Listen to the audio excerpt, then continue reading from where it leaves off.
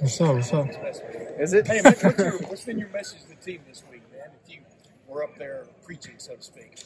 I think, after obviously the game that we had down in Eugene, it was easy for a lot of people on the team to get down. But being that it's a 12-team playoff and it's a long season, and the top two teams in the Big Ten go to the Big Ten championship. So obviously it sucks to drop one like that on the road, big game, top 5 matchup, but.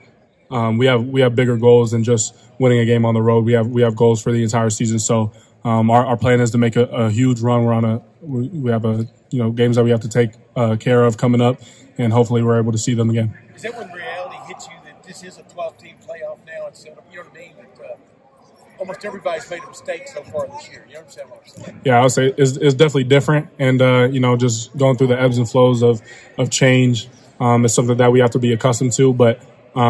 We're ready to, combat every adversity that comes our way. Okay, you guys called the first off week an improvement week. What did this one feel like?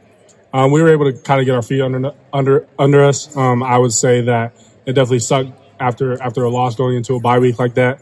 You feel like you could have done more in the weeks leading up to maybe get a win down in Eugene, but we were able to kind of get away from the game, which is what you need sometimes, and come back even stronger. We just had a great 2 days of practice. Got to put another one in tomorrow and be ready for Nebraska at noon. Will was saying that he was almost happy that if you were to lose a game, it happened now versus the end of the season. When you lose, nothing gets swept under the rug, you have to evaluate. Would you kind of agree with that? Like, what was your way to kind of spin it and try to say, hey, we can build off of this instead of... Yeah, absolutely. I think you look over the course of, college football history, and there's been very few undefeated teams throughout the entire season. So I think, losing is something that sucks, especially as, high-level competitors like us. But I think it kind of will hit it right on the nose. You have to, see the impurities of your team and be able to push those out and grind, because Coach Day says it like this. He says the issues are always there. They're just brought to the surface sometimes in hard moments. So if we would have got a win down there by, 3 touchdowns, we might not have nitpicked as much of the things that we're doing now. So what's the biggest takeaway from the Oregon loss for you guys on offense? When you went back and you looked and you watched, what was the biggest takeaway on where you guys have to improve fast? I think we just, we got to play smart and we got to take care of the ball. I think in matchup games like that, when you're facing a top 5 team, turnovers are, some of the most important things. And they ended up getting more than us that day. We got to run the ball better. We got to block better on the perimeter. We got to make those plays when our numbers called. Emeka, the 2014 Tau season get honored Saturday. That was 10 years ago. Do you have any memories of watching them? Yeah, I definitely do. I was being from the West Coast, being from Washington, I was a big Oregon fan, especially when they had that run with like Mariota and all those guys. So the Buckeyes were definitely a team that was always on my radar. Just watching them growing up, I was never really a fan of Ohio State, but I definitely remember those days with Zeke Elliott and all that. When they beat Oregon, what do you remember about the game? I honestly don't remember too much about the game, but I just, we watch a lot of their film now. Like a lot of clips come up because you don't get a team that special, every year. So we're always watching clips about them. Zeke Elliott was a guy who was a big-time leader and a big-time player on our team, but he was also, running down on kickoff and blocking his tail off. So just having that mindset and taking it in for every player. Yeah, Coach Day showing it to the whole team, special teams meetings, all that type of stuff.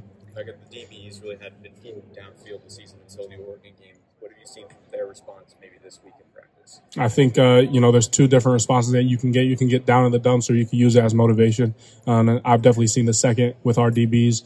They kind of took it personally, and they're looking to do some amazing things down this last back half of the season. And Denzel specifically is a really confident guy. You see that when you talk to him. How has he responded for having maybe one of his more tough games in his career? Yeah, I mean, Denzel, he just had a great week of practice. He just got the after every practice, we lay down a brick because of that day of work that we put in. And Denzel was the one who was able to lay that brick today. He had a great week of practice, just being able to bounce back. And I know his confidence level in himself and our confidence level in him is through the roof. So he's going to go out there and ball Saturday. Meg, when you win, there's outside noise. When you lose, there's a different kind of outside noise. How do you just block all that out and kind of help your guys block it out too? Yeah, I think that's something that you have to, learn in your experience here at Ohio State. I think for freshmen, it's definitely a learning curve. Me being here and being a senior, I try to give my advice on those topics. I think that kind of like you're saying, the noise comes from both sides, positive and negative. I think both of them are dangerous. You can get too down in the dumps, but I think positive affirmation is maybe even more dangerous in some senses. So I think just blocking out all noise and kind of keeping it within the people of this building is really what was going to take us to the next level. I know it was in a loss, but what impressed you about how Will responded on the road and handled that environment? Yeah, I think he played a great game.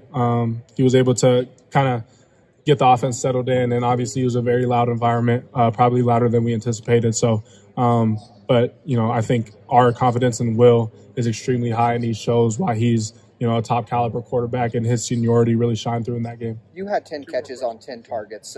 What about the chemistry between the two of you is clicking right now?